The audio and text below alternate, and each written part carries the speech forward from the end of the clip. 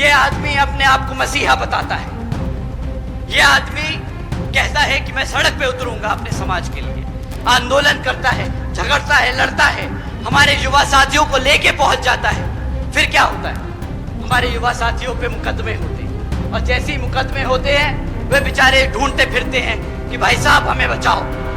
वो आदमी फिर यहां से छोड़ के दूसरी जगह भाग जाता है, वहां पे आंदोलन करता है, और इस कारवां में हमारे सभी युवा साथियों पे मुकदमे दर्ज कराता जा रहा है।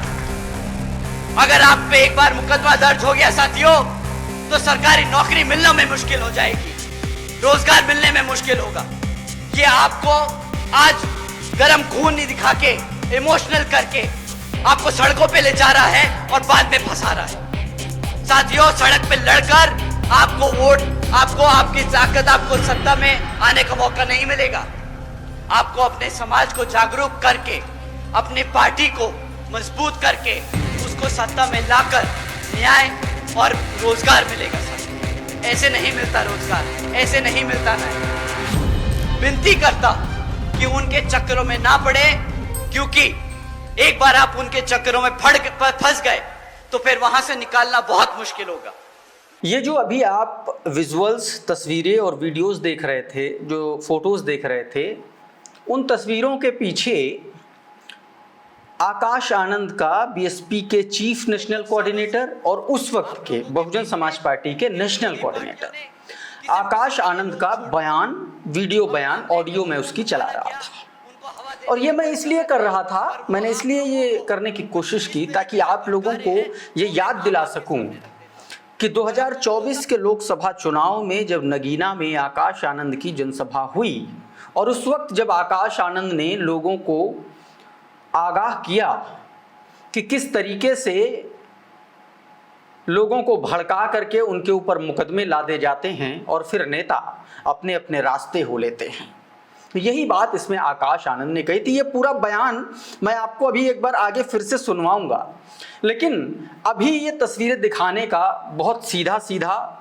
और बहुत सटीक मतलब यही है कि बीते दिन यानी कि रविवार को जो कुछ भी भडेवरा में हुआ, करछना, प्रयागराज का करछना इलाका, भडेवरा गांव, उसमें जो कुछ भी हुआ वो कम से कम बहुजन मूवमेंट का हिस्सा तो नहीं हो सकता। संविधान में आस्था रखने वाला बहुजन समाज इस तरीके से आक्रामक तो नहीं हो सकता, गाड़ियां तो नहीं फूंक सकता, ईंट पत्थर तो नहीं चला सकता। तो आखिर सवाल यह है कि ऐसा क्यों हुआ? और यह बात मैं इसलिए कह रहा हूं क्योंकि इन तमाम सारी घटनाओं को लेकर के, चाहे वो कौशाम्बी के लोहंदा गांव की घटना हो जहां पर एक बच्ची के साथ गलत काम करने की घटना सामने आई, तो उसमें बहुजन समाज पार्टी का प्रतिनिधिमंडल भी गया था, विश्वनाथ पाल भी गए थे। बहुत बड़ा फर्क यही है कि विश्वनाथ पाल और बहुजन समाज पार्टी और चंद्रशेखर आजाद, विश्वनाथ पाल हर जगह जाते हैं, कानूनी लहजे में संवैधानिक तरीके से जनता की बात रखते हैं, पीड़ितों की बात रखते हैं। जहां पर पेंच टाइट करने वाला होता है वहां पेंच टाइट करते हैं, और जहां पर आहिस्ते से काम चलाने वाला होता है वहां पर आहिस्ते से भी काम चलाते हैं। लेकिन आखिर क्या वजह है कि भीम आर्मी के लोग, चंद्रशेखर के चेले इस तरीके से कानून व्यवस्था हाथ में ले लेते हैं और चंद्रशेखर आराम से निकल, जब मैं ये वीडियो बना रहा हूं तब चंद्रशेखर जो है दिल्ली वापस जा चुके हैं फ्लाइट से। लेकिन उनका क्या, जिन सैकड़ों लोगों पर मुकदमे दर्ज कर दिए, आक्रोश में आकर के आप लोगों ने गाड़ियां तो फूंक दी, गाड़ियां तो जला दी। अब क्या होगा? अब क्या चंद्रशेखर आपके साथ खड़े रहेंगे?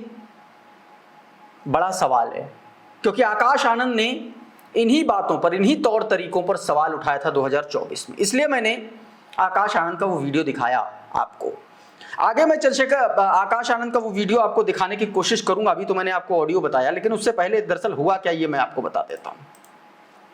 एक अफवाह फैली चंद्रशेखर की गिरफ्तारी की। गिरफ्तारी क्यों? क्योंकि चंद्रशेखर आजाद बीते दिनों जो कौशाम्बी के लोहंदा गांव में जो घटना हुई बच्ची के साथ, ब्राह्मण वर्सेस पाल समाज वाला जो मामला वहां पर हुआ, वो उस घटना में और दूसरी घटना एक 13 अप्रैल को हुई थी करछना में, प्रयागराज के करछना में एक व्यक्ति की जलने से मौत हो गई थी। बाद में परिवार ने आरोप लगाया कि उस व्यक्ति को जिंदा जला दिया गया। मेरे ख्याल से कुछ शंकर करके उनका नाम था, कीर्ति शंकर या इस तरीके से कुछ नाम था, ज्योति शंकर, कीर्ति शंकर, इस तरीके से नाम था कुछ, जिनकी मौत हुई। उसके बाद अप्रैल में 13 अप्रैल को वो घटना हुई और 13 अप्रैल के बाद 29 जून को, यानी कि 13 अप्रैल से 13 मई, 13 मई से फिर 29 जून, लगभग 1.5 महीने से ज़्यादा का समय। और उसके बाद इस तरीके के आखिर क्या वजह हुई, क्या बात हुई कि इतना बड़ा हंगामा हो गया, बवाल हो गया, और उसके पीछे की एकमात्र वजह, दरअसल चंद्रशेखर आज़ाद को हाउस अरेस्ट किया गया इतनी भीड़ देखते हुए, क्योंकि हज़ारों की संख्या में तमाम सारे लोग वहाँ पर मौजूद थे। पुलिस ने हाउस अरेस्ट किया और अफवाह फैली कि चंद्रशेखर को जो है निगरानी की बजाय जो है उनको गिरफ्तार कर लिया गया। अब आक्रोशित भीड़ ने वहाँ पर जो पुलिस की गाड़ियाँ मौके पर मौजूद थी भटेवरा के पास, अच्छा कौशाम्बी जा चुके थे और कौशाम्बी के बाद वो जो है जा रहे थे करछना, भटेवरा मतलब उस पीड़ित परिवार के साथ मिलने जिस युवक की जिंदा जलने से मौत हो गई थी, बताया जा रहा है। रास्ते में पुलिस ने रोका और जब रोका तो फिर बवाल हो गया। चंद्रशेखर आज़ाद के समर्थकों ने पुलिस की गाड़ियों में आग लगाई, तमाम सारे स्थानीय जो दुकानें थी उन पर पत्थरबाजी की, स्थानीय लोगों पर पत्थरबाजी की। पुलिस की रिपोर्ट बताती है कि चंद्रशेखर आज़ाद के समर्थकों और भीम आर्मी के समर्थकों में तमाम सारे लोग घायल हुए हैं। तमाम सारी अलग अलग जो रिपोर्ट हैं वो ये इस बात की ओर इशारा करती, कहा जा रहा है कि को ने गाड़ियां तोड़ दी, सड़क पर पुलिस की 112 नंबर की जो स्कॉर्पियो थी वो भी पलट दी, उसमें कई सारे लोग घायल हो गए। एक घायल बच्ची की तस्वीर भागते हुए एक आदमी का भी तस्वीर वो वायरल हुई। गाड़ियों के शीशे तोड़ दिए, कई सारी गाड़ियों में बहुत बड़ा बहुत तगड़ा नुकसान चंद्रशेखर आज़ाद के समर्थकों ने किया। अब उसके बाद चूंकि कार्रवाई की, पुलिस ने लाठीचार्ज किया, तितर बितर किया, लेकिन अब उनको पहचान किया जा रहा है। एबीपी न्यूज़ की रिपोर्ट बताती है कि 60 से ज़्यादा लोगों को हिरासत में लिया गया है, जिन पर 50 लोगों पर नामजद एफआईआर है और लगभग 500 से ज़्यादा लोगों पर, अज्ञात लोगों पर एफआईआर दर्ज हुई है। अब आप ये सोचिए कि आपने कर डाला, 5 घंटे आपने जम करके तांडव मचाया। अब आप तो गए थे किसी का दुख साझा करने, किसी के दुख में शामिल होने गए थे, लेकिन आपने वहां क्या कर लिया? आपने उन परिवारों के लिए और मुसीबत बढ़ा दी। आदमी तो यही कहेगा ना भाई कि वहां जा रहे थे, उनके फलाने के यहां जा रहे थे, तभी ये काम हुआ, कांड हुआ, है ना। परिवार तो अकेला रहता, हमेशा तो भीम आर्मी के 5000 लोग उनके आसपास नहीं रहते। सामाजिक सद्भाव, सामाजिक समरसता नाम की चीज होती है समाज में और लोग करते हैं। ऐसे ही चीजें चल रही हैं, आज भी चल रही हैं। और वहां पर जा करके तमाम सारे अलग अलग जिलों के बाहरी भीम आर्मी के कार्यकर्ताओं ने ये बवाल कर दिया।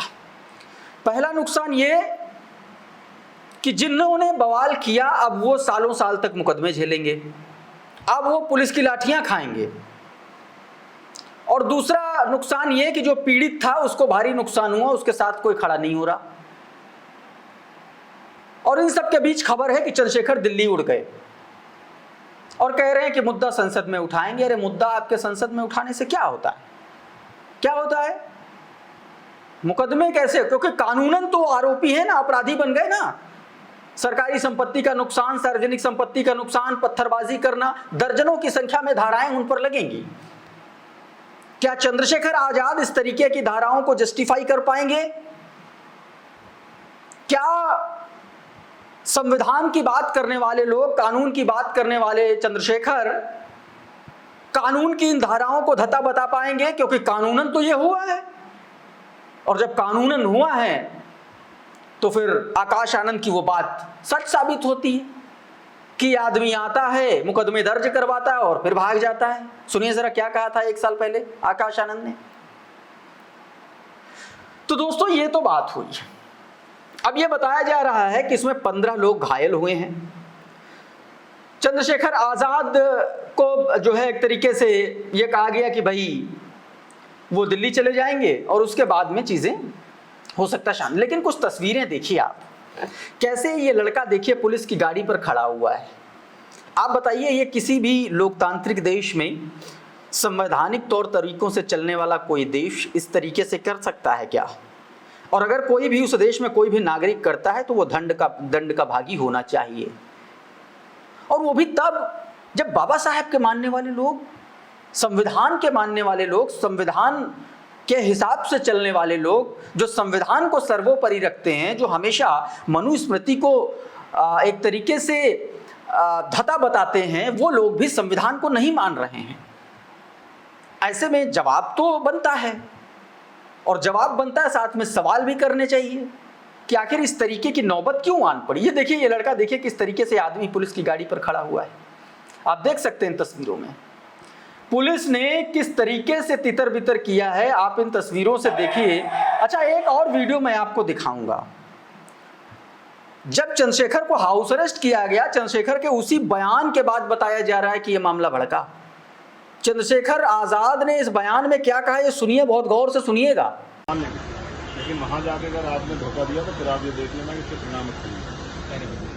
क्योंकि मनोज जी से एक बार आप पूछ लेना, जो मेरे यहाँ रह के हमसे पूछ लेना कि मैं जब कोई बात तय करता हूँ तो उसको पूरी निभाता भाई मनोज बता,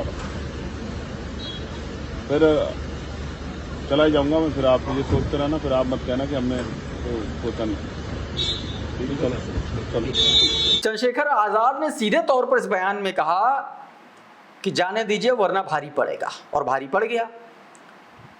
पुलिस पर भी भारी पड़ गया और उन बेचारे भीम आर्मी के कार्यकर्ताओं पर भी भारी पड़ गया, जो चंद्रशेखर के लिए इतना बड़ा कांड कर गए और चंद्रशेखर दिल्ली भाग गए। तो अपने आप में भारी तो पड़ा, लेकिन चंद्रशेखर को कुछ नहीं हुआ। चंद्रशेखर ने अपना काम किया और चले गए, अपनी पब्लिसिटी बटोरी और चले गए। उनका क्या होगा? उनका कुछ नहीं हुआ। लेकिन वो बेचारे तमाम सारे लोग, जिनकी हो सकता है औसत आमदनी 20,000 भी नहीं हो, अब वो महीने का 10,000 20,000 रुपए खर्च करेंगे मुकदमेबाजी में, कोर्ट कचहरी में। ये जो वीडियो मैं आपको दिखाने की कोशिश कर रहा था, इसी वीडियो में वो कहते हुए नजर आ रहे हैं। तो अब आप ये सोचिए कि चंद्रशेखर आजाद ने तो काम कर लिया। अच्छा, बहुजन समाज पार्टी की जिससे बात कर रहे हैं, चाहे अभी बीते दिनों झांसी गए थे, मेरे ख्याल से झांसी बांदा गए थे विश्वनाथ पाल, बहुजन समाज पार्टी का प्रतिनिधिमंडल। जौनपुर गया, सुल्तानपुर गया, अयोध्या गया, कौशाम्बी गया, कहीं भी, मथुरा गया। मथुरा में भी जब ये गए थे चंद्रशेखर आजाद, तब भी वहां बवाल हुआ था, पत्थरबाजी हुई थी। और अब ये करछना पहुंचे, वहां भी पत्थरबाजी हो गई। तो आखिर वजह क्या है कि बहुजन समाज पार्टी के लोग जाते हैं, परिवार से मिलते हैं, बात करते हैं और असर भी होता है। ऐसा नहीं कि असर नहीं होता है। तमाम सारे मामलों में सामने बैठ करके, फोन स्पीकर पे करके विश्वनाथ पाल ने संबंधित अधिकारियों से बातचीत की है और हड़काया है। विश्वनाथ पाल मथुरा गए थे तो एक पुलिस वाला, सब इंस्पेक्टर मुस्कुरा रहा था जब वो 2 बहनों वाला मैटर हुआ, तो विश्वनाथ पाल ने डपट दिया था उसको, बहुत अच्छी तरीके से उसको हड़का दिया था।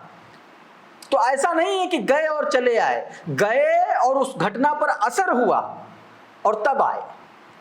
ये लाव लश्कर लेके जाते हैं, घटना का असर हुआ नहीं हुआ पता नहीं। बेचारे भीम आर्मी के जो गरीब कार्यकर्ता हैं, जो विचारधारा से जुड़े हुए, जो चंद्रशेखर को अपना सब कुछ मानते हैं, उन बेचारों पर मुकदमे लद जाते हैं और लद गए। देखो, 50 लोग नामजद किए गए। अब आप सोचिए कि जिस तरीके का कृत्य हुआ है, बलवा, कर्फ्यू, बवाल, कौन कौन सी धाराएं लगेंगी, धाराएं गिनते गिनते वो तंग हो जाएंगे बेचारे।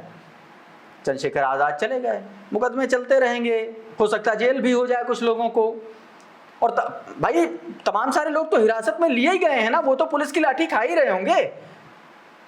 और पुलिस कब की इतनी अच्छी हो गई कि वो एक बार लॉकअप में अंदर कर सके तो आपकी आरती तो उतारेगी नहीं, आपको मारते मारते लाल कर देगी एकदम।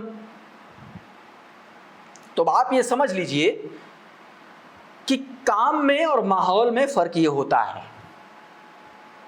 एक तरफ बहुजन समाज पार्टी, एक तरफ भीम आर्मी।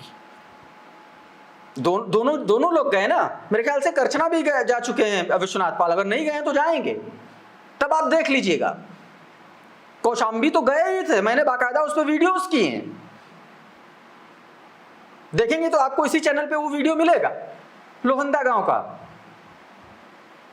वो वीडियो देख लीजिए, कैसे अच्छी तरीके से बातचीत हुई, परिवार से सब कुछ जाना गया, उस बच्ची से बयान दिलवाया गया। मैंने वीडियो किया उस पे, उस बच्ची का चेहरा ब्लर करके मुझे याद है। तो आप ये सोचिए कि काम कैसे होता है। अब चंद्रशेखर आजाद के बारे में ये भी कहा जाता, दावा किया जाता कि भैया उनके पास, उनके काफिले में अगर 20 से 25 से कम गाड़ियां होती हैं तो वो जाते नहीं हैं, वो अपने कार्यकर्ताओं पदाधिकारियों को डांट देते हैं, डपट देते हैं। बिहार में बीते दिनों चर्चा आई कि चंद्रशेखर आजाद का कुछ ऐसी खबरें आई, चर्चा हुई। एग्रेसिव होना चाहिए, एग्रेसिव होना चाहिए अपने हक के लिए, अपने अधिकारों के लिए, अपने लोगों के लिए, लेकिन इतना एग्रेसिव नहीं होना चाहिए कि जिन लोगों की लड़ाई आप लड़ रहे हैं उनके लिए एक नए सिरे से नई लड़ाई शुरू हो जाए। और भीम आर्मी कार्यकर्ताओं के साथ तो यही हुआ ना करछना में। तो दोस्तों आप तय करिए कि राजनीति कैसी करनी है, आपको काम कैसा करना है। इस पूरे मसले पर आप क्या सोचते हैं, आप अपनी राय हमारे कमेंट बॉक्स में जरूर लिखिए। ये वीडियो अगर आपको अच्छा लगा, पसंद आया, तो इस वीडियो को लाइक कर दीजिए, इसको शेयर कर दीजिए, और चैनल पर नए आए हैं तो चैनल को सब्सक्राइब कर लीजिए, बेल आइकॉन जरूर दबा दीजिए, ताकि इसी तरीके के तमाम वीडियोस आपको सबसे पहले मिलते रहें। साथियों बहुत बहुत शुक्रिया, बहुत बहुत धन्यवाद। आप जुड़े रहिए आपके अपने खुद के चैनल खुदरंग इंडिया के साथ। नमस्कार।